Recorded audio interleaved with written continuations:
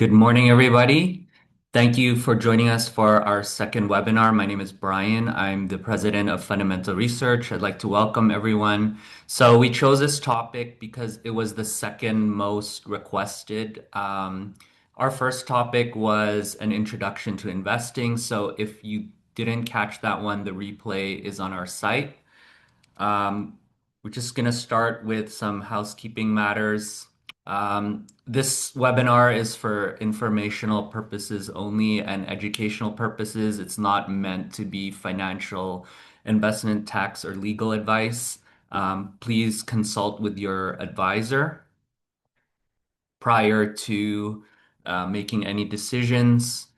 Anytime we discuss performance, it's going to be just for illustrative purposes. We're not guaranteeing that this type of performance is going to continue into the future. And we also engage in issuer paid research. So here's the agenda for today. I'm going to go over who we are, and then we're going to move into a fundamental topic that you need to understand to understand investing in the market, which is the concept of risk versus return.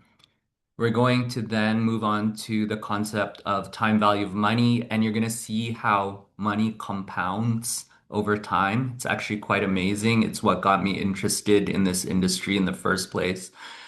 Then we're going to discuss the concept of free cash flow, discount cash flow, which will be our first valuation model. We're going to use Apple as an example. We're going to use it throughout the presentation, and it's not an endorsement of them or vice versa. It's just because everybody knows this company.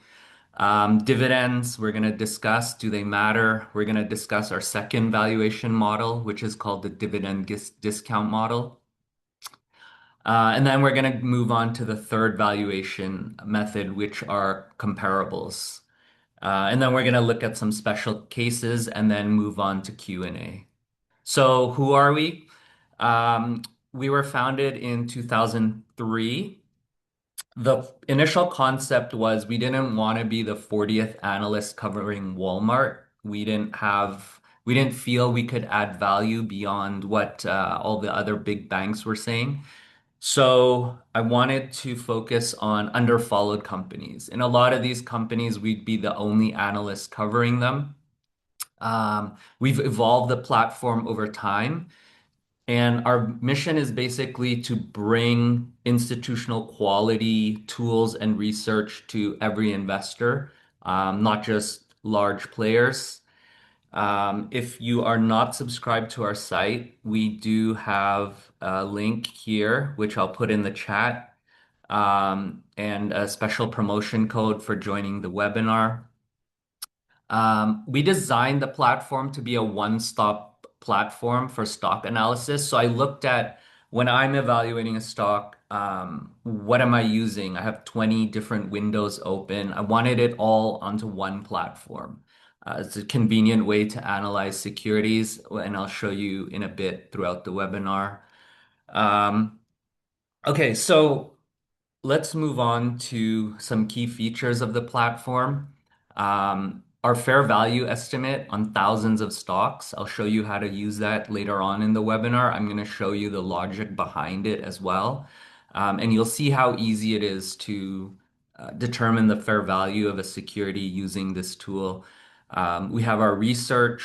We have our portfolios, which are basically the stocks that we cover that our analysts have the strongest conviction on. And historically, they have done quite well versus the indexes. So I'll just quickly show you that. So this is our top picks portfolio, for example. So if you're a subscriber, you will have you will get access to our top picks, and we have the historical performance. So since launch, the portfolio has been up 34.6% versus 13.8% for the benchmark.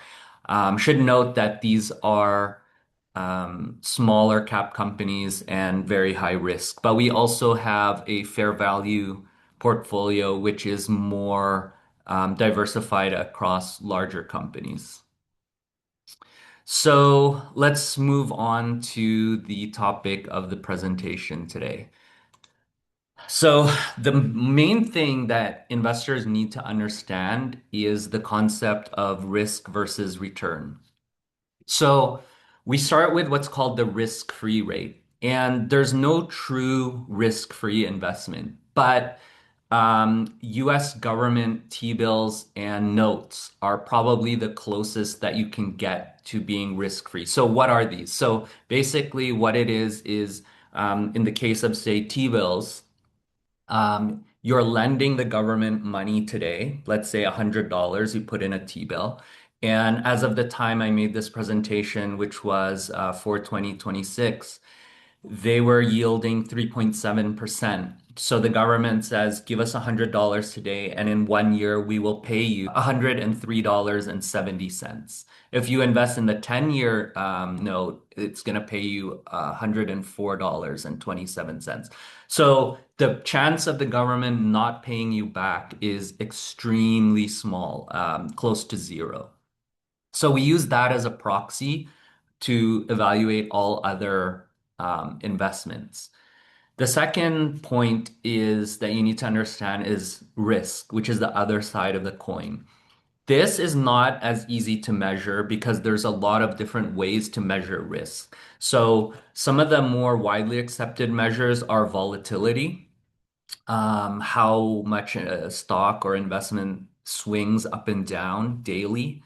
Some people might measure by the probability of loss, but the most widely accepted measure is volatility. So, and that's what we're going to use in this presentation. When you put those two together, the concept is very simple. The higher the risk of an investment, the more it needs to return in order to justify that risk. So the example, if you're choosing between investing in Apple or UST bills, and both are expected to return 3.7%, which would you choose?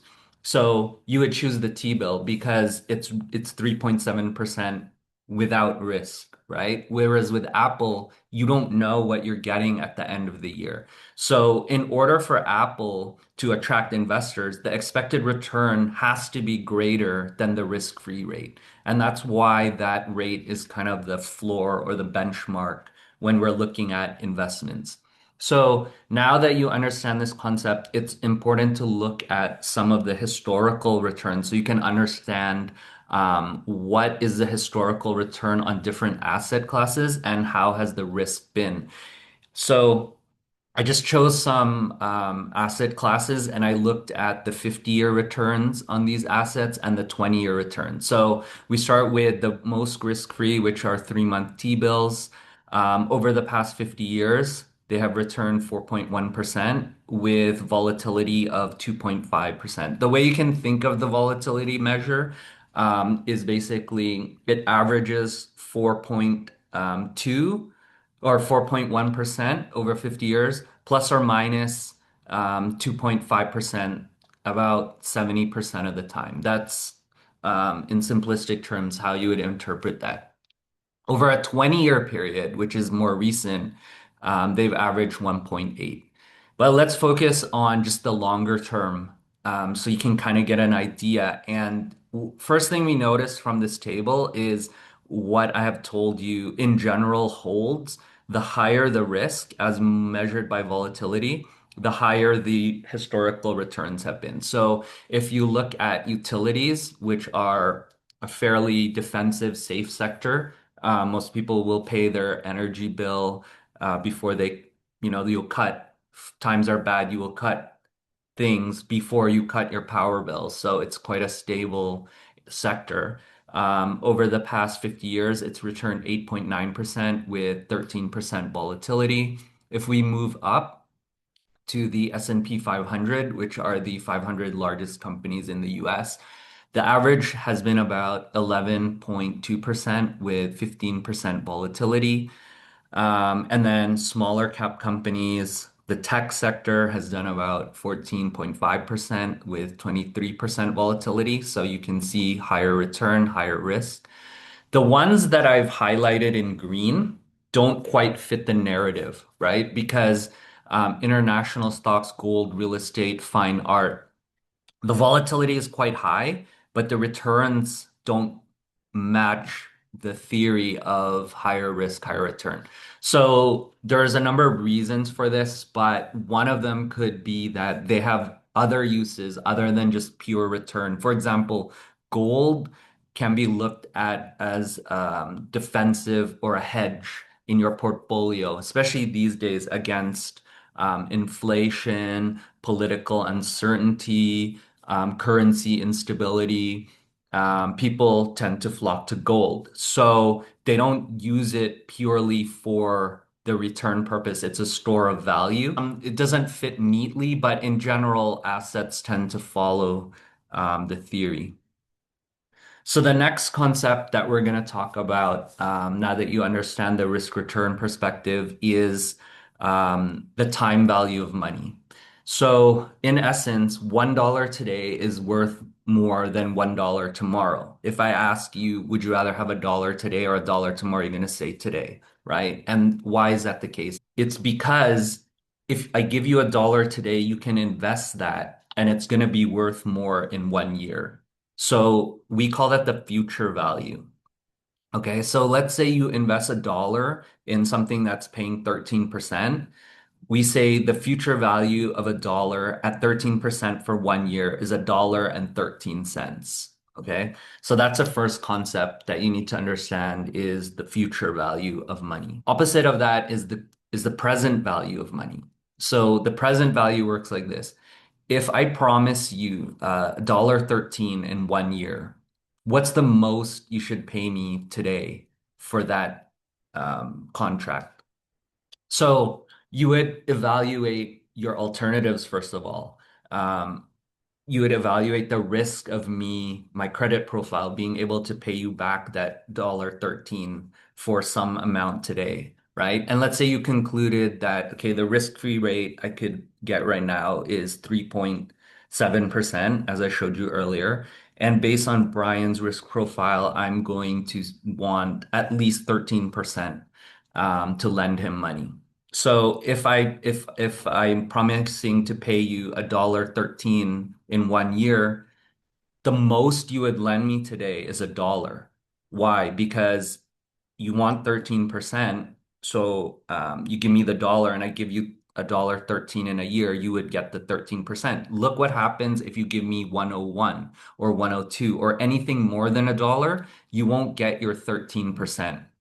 And that's why it's so important to not overpay for a stock because basically you have a stock, you want a certain return from it. If you pay more than what it's worth, you don't get the 13% and then you don't get compensated for the risk that you took to hold on to the stock. But the key is what is the most you should pay today? And that's the point of this webinar. This now leads into the concept of the discount rate, right? So when I told you that if you lend me money and I promise to pay you in a year, you're going to want a certain return from me based on my risk. And it has to be more than the risk-free rate. And so that's the concept of the discount rate. So you would want a minimum, the risk-free rate, plus some risk premium based on my profile. That's in a nutshell the time value of money.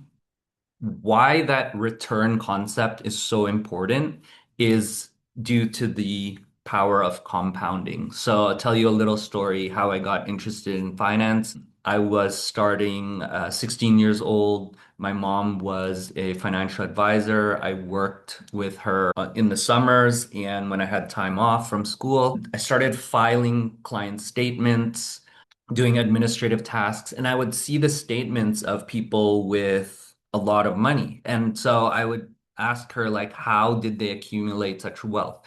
Did they sell a company or, win the lottery or what, how did they do it? And so she told me that most of them just put some money aside over time and were able to accumulate this. So this is the power of compounding. So I'll give you some examples, okay? This table demonstrates if you invest $100 in a T-bill for 50 years, okay? That's what this data So I showed you earlier, T-bills have returned 4.1% over 50 years. And that $100 at the end of 50 years would grow to $745.65, which is great, right? Seven and a half times your money. Similarly, in the S&P over 50 years, has returned 11.2%. You would have $20,000 at the end of the 50-year period. If you had invested in tech sector, NASDAQ, which by the way doesn't go back 50 years, it starts in 1985, but you would have $87,000, okay? So that's great. But what happens if you put $100 every month? Now you see with T-bills, $100 every month for 50 years, you would have almost 200,000. In the stock market, you would have almost 2.8 million. And in the tech sector, you would have $11.1 million dollars. So why is this happening? So what happens is the concept of compounding interest. If you take $100 and you invest it at 10%, at the end of the year, you will have $110. In the second year, that 110 is now fully invested again at 10%. So you would get another $10 from the original 100, but you would also get now an extra dollar from the 10 that you gained in the first year. And then so in the second year, it repeats, and the gain is basically gaining also. So you are what's called compounding your returns. So for a long-term investor, you not only are more prone to ride the ups and downs of the market and get a more less volatility average return, but you are also able to compound that money. So let's look at now the first valuation tool that we use. And this is the main one really for evaluating stocks. It's the concept of free cash flow and discount cash flow. And the main idea is cash is king. So why do you invest in a company? You invest in a company because it produces cash. And in the end, that cash can be returned back to the investors after paying all the expenses of the company, um, the reinvestment that they need to maintain their operations. After they've paid all of that, we have a concept called free cash flow. And this is, in theory, what money can go back to shareholders. I'm going to pull up the financial statements of Apple to demonstrate this for you guys. And so you want to go to the consolidated statement of cash flows. And we're going to look at the year ended September 27, 2025. You should note that this is in millions of dollars. So you need to add 6 zeros to these numbers. So Apple produced 111 billion dollars in cash from operations. It's just to save space. That's why they dropped the zeros. So that's a lot of money, right? That's a lot of iPhones. That's a lot of iPad subscriptions, whatever else they're selling. And so all this money technically can be used to go to shareholders. But first, they need to do some other stuff, right? They need to reinvest some of that money into the company to maintain their factories or grow or what have you, right? So from this cash that they're generating, you need to subtract that amount, which is usually called capital expenditures, payments for acquisition of property, plant, and equipment. So 2025, they spent $12 billion doing that. And so roughly after that, they have about $100 billion left over to go back to the shareholders. And that's kind of the theory of discount cash flow. So going back to the model, if you remember from the previous example where I said to you, if I promised you a dollar 13 next year, what's the most you would pay for that today? So the concept is similar with Apple, right? I just showed you that they're producing 100 billion in free cash flow in 2025. And assuming Apple continues to operate indefinitely into the future, every year they're going to produce that amount of cash flow plus some growth, right? From advertising, from new product launches, from new entering new markets, from raising the price, whatever it is, from selling more phones. So if you think of the concept of Apple and you look at, say, a 10-year period, what amount of cash are they going to produce for their shareholders every year? So that's the abstract concept of discount cash flow. Now, the key is how much are you willing to pay for that stream of cash today? So it's no different than our simple example with the 113. So basically, Apple says, hey, shareholders, next year we're going to spit out $1.13 in free cash flow. What's the most you would pay for the stock today to obtain a claim on that $1.13? Now add second year, third year, fourth year, fifth year. So each year we're going to discount those cash flows back to the present value, sum the total, and then we'll be able to come up with a valuation on the stock. Because in the end, that's what you're entitled to as a shareholder. There is a way to do it manually, obviously, with a spreadsheet. And when I first started in the industry, a lot of analysts did it that way. I'm sure a lot of them still do it. But we have basically programmed this into our website, our platform. So if you go here and you type Apple, the profile for Apple will come up.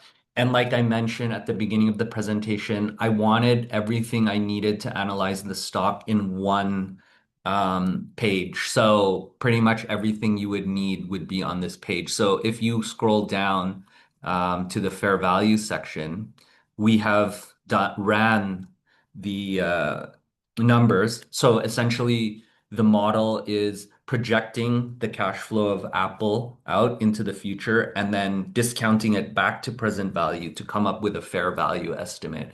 In this case, the current price is 270. Our fair value estimate is 155. So obviously, according to the model, it's overvalued. So again, we have this available on thousands of stocks. You don't need to run the model yourself. You don't need to pull out spreadsheets or look up the financials.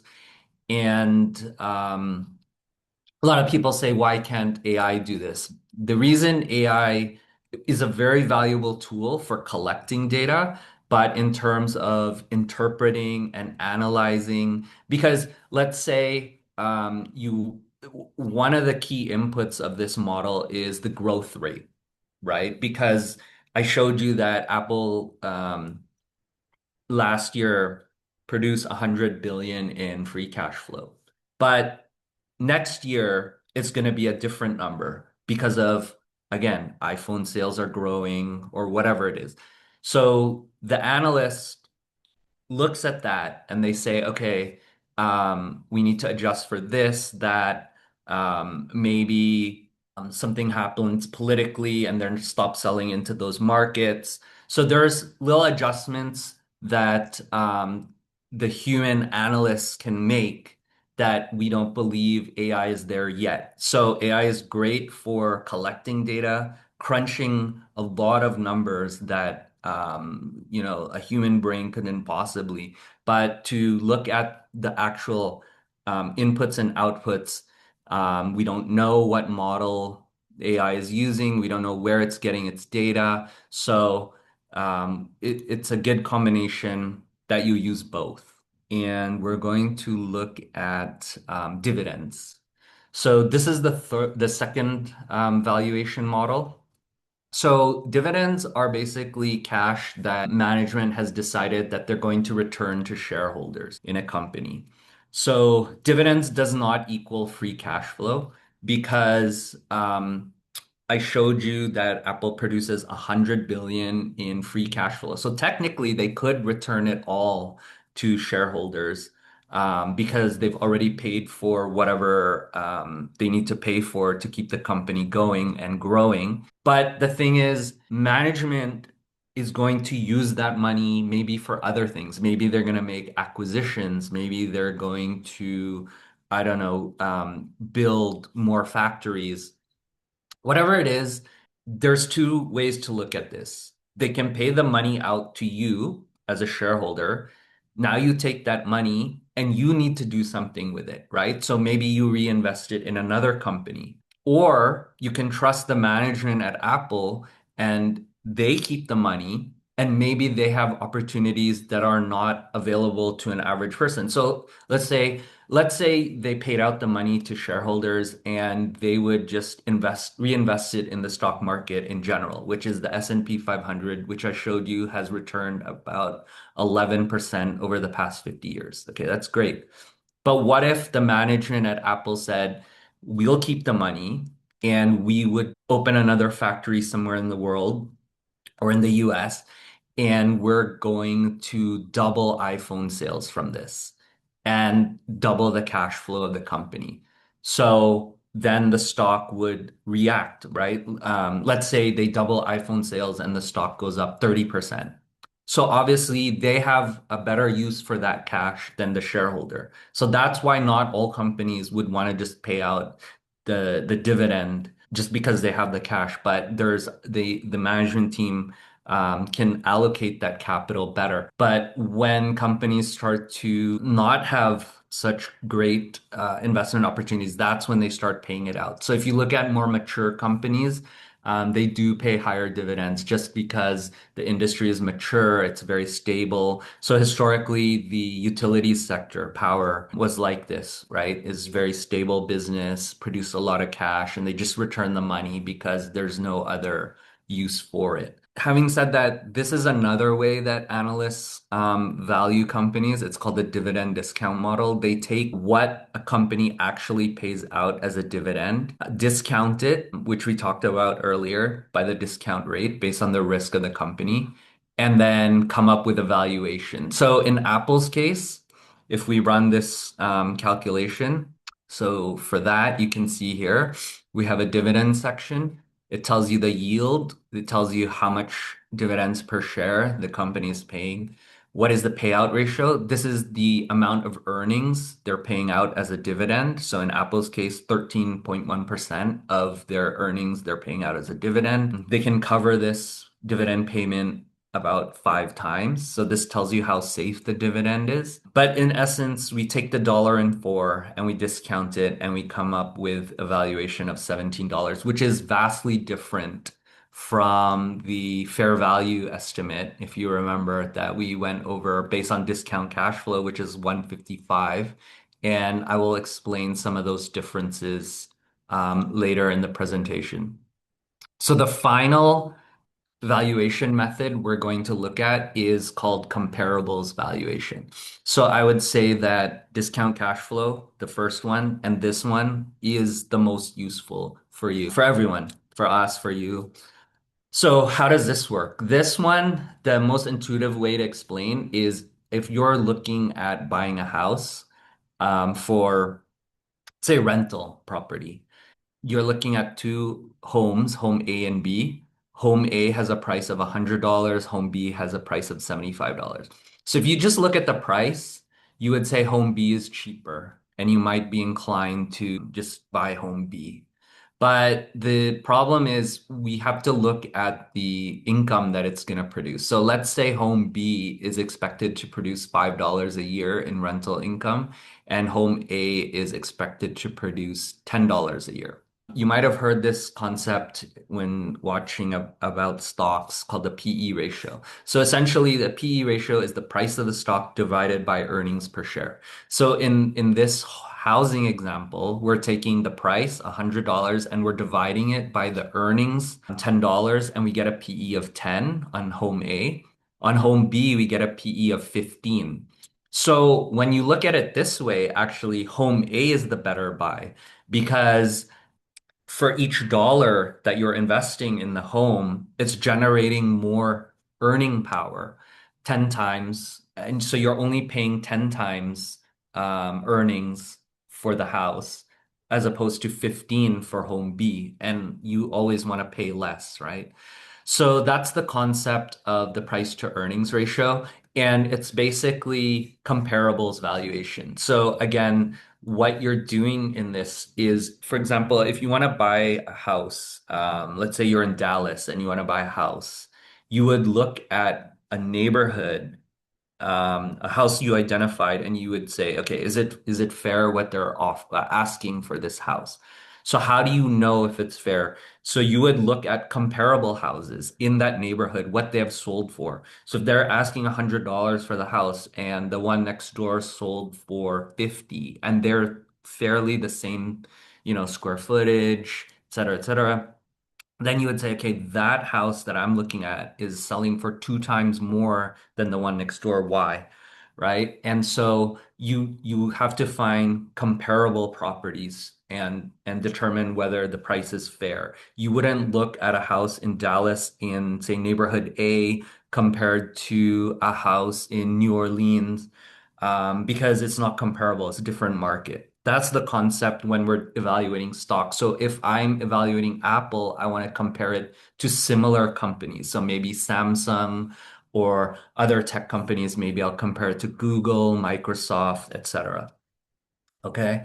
So now that you know the concept of the price to earnings, what are investors currently paying for stocks at the moment? Again, it's useful to have the historical perspective so that we can look at the current and determine, how does it compare historically. So on the S&P 500, the price to earnings over a 50-year period has historically been about 20. Over the past 10 years, it's been about 22.4. Over 5 years, 24.1, and it's currently sitting at 26.2. So if you look at this, um, just this metric, it looks like the market is currently overvalued, right? Because it's trading at a multiple of 26.2 times earnings, whereas over the past 5 years, it's only been trading at 24.1 times. So in finance, there's this concept of mean reversion where, there's an average, things go above sometimes or below average, but eventually they get pulled back to the average. So if you subscribe to that theory, then you could say that if the current this is overvalued, then it might move more towards the 5-year average. But you have to remember that the two um, numbers that go into this are the price of the stock and the earnings power. So for example, if it's 26.2, it could be that people are willing to pay more, so the price is higher, or the earnings have shrunk, in which case that's a bad scenario. But it could also be that the earnings grow fast and then this number goes down, right? And then people are slow to catch on, and then they're willing to pay more again for that earnings growth. So there's a whole bunch of different factors that can go into it, but it's very useful to look at historically, and I'll show you how we use these inputs to value Apple. Some companies have no earnings. You can also look at price to book, price to sales. If we look at the NASDAQ 100, which are the tech companies, historically, people have been willing to pay more for these companies than the S&P 500. Why? Because it's higher growth, which I touched on a bit earlier. These are higher growth names. So in general, people are willing to pay more with the understanding that the E is growing faster so that it will eventually catch up to the P. How do we use it? So if you go to our website and you can pull up the comparables analysis section. So in Apple's case, the platform is comparing it to Google, NVIDIA, Microsoft, Sony. There's 9 peers that it's selected. You can go to, let's see, click this button, comparables analysis, and it will run the numbers for you. So let's look at this enterprise value to EBITDA. So enterprise value is the value of the company as a whole, not just the stock. And this matters because companies have different debt structure. Some have no debt, some have a lot of debt. So enterprise value helps to kind of strip that out. But it's the same concept as price to earnings. So in Apple's case, it's trading at 26.5 times EBITDA. EBITDA stands for earnings before interest, taxes, depreciation, and amortization. And the peers of Apple are trading at 16 times with a median of 17.8. So you could look at this and say that based on this, Apple is overvalued compared to the peers. And so, how would you run this? How would you use this? So, we'll go back to our slide, and basically, you would take the peer average. Um, in this case, I used enterprise value to sales in this example. So, Apple's peers are trading at an average of 8 times sales. So, um, you take the annual sales of the company, 416 billion, which I got from the income statement. So it's right here, $416 billion. Okay.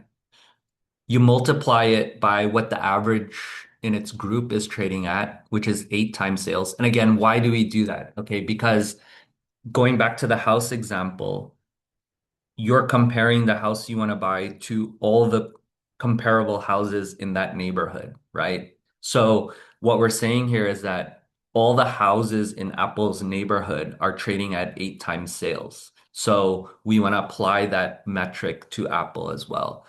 And we get enterprise value of $3.36 trillion dollars. And then we adjust for debt and cash in order to get an equity value and then we divide by the shares outstanding, which in Apple's case is 15 billion shares outstanding. And we get a value on the stock of $220.67. So now we've valued Apple three different ways and we've got three different valuations. So we're going to look at some of the reasons why this happened. Okay. So to recap, using discount cash flow, we came up with a valuation of 155.91. Using dividends only, we got 17.86. And using comparables, 220, that's an average of 131.48. And the price when I made this presentation was 273. So, okay, what explains the variations? So the dividend discount model ignores buybacks. So companies buy back their shares, which is essentially like a dividend. When companies buy back their stock, they're essentially returning cash back to shareholders. Um, it also ignores the large cash position. But in Apple's case, they only return 13% of their earnings as dividends back to shareholders. So this model doesn't capture all the value. Um, okay, why is the DCF model different? The DCF is highly sensitive to assumptions. So this was what I was telling you about earlier too with the AI, right? So it's particularly sensitive to terminal growth rates and discount rates. If you recall the present future value calculation, we use 13%. And if you use different percentages, the present and future values change, sometimes dramatically. So it's really important to understand what the assumptions are that went into the model. And finally, the comparables valuation assumes the market is right? What happens if we're in a bubble? So let's go back to the housing example. You're looking at a house in a neighborhood and you're saying that, let's say you say the last four houses around it sold for $200. So at 150, it's a good deal. But what if we're at the peak and those 200 were sold at the peak? We're assuming the market is correct, right? But what if tomorrow the market drops, something happens, interest rates shoot up, some problem happens in the economy? Now we've overpaid, right? So they say valuation is an art and a science. You have to be able to use these numbers as a guide, and then, ultimately you rely on your intuition and your ability to think about the future in order to determine for yourself, based on your risk tolerance, your expected returns, your outlook on the world, whether it's the right price or not. So that is basically, oh, okay. And then we have some special cases. So what happens if a company doesn't have earnings? That's when you can use price to book or price to sales. What happens if a company doesn't even have sales? There's other more advanced models that you can use based on options pricing, options theory. It's a very advanced topic, and we can talk about that in the future. Um, for certain industries, there's industry specific ratios that you can use. For example, in the mining sector or the gold sector, which we, by the way, have a large coverage universe in our analyst, our head of research, Sid Rajiv. He was just ranked in the top 10% of 28,000 analysts globally by a company called Tip Ranks. And he has expertise in covering the mining sector. But for those companies in certain industries, you can use things like price to resources. So, for example, if you're comparing two gold companies and they both have, let's say one has 100 million ounces of gold in the ground and one has 50 million, what is the price that investors are willing to pay for each ounce of gold in the ground? Just like with the PE, what are they willing to pay for each dollar of earnings? It's a similar concept. What happens if a company has no cash flow? How do you use discount cash flow? If cash flow is expected in the near term, you can build a forecast to say, okay, it's currently negative, but next year, I believe it's going to turn positive, and we can forecast what that amount will be. That is the end of the presentation. We do have time for some Q&A. So there was a question, how do I sign up? So if you go to our website and if you click on the premium, you can choose monthly or annual. If you choose the annual, there will be an additional savings. But if you click get started, you will see on the left-hand side, you can select a currency and you can add the discount code here in the box, which is Pro 50, and it will discount the subscription for you by half. At this time, I'm not showing any other questions. Feel free to email them to us. We can answer questions of a general nature. So if you have questions about topics or companies, we cannot, and our analysts cannot make specific recommendations or give advice, investment advice, tax advice, but we can answer questions about opinions about companies or concepts.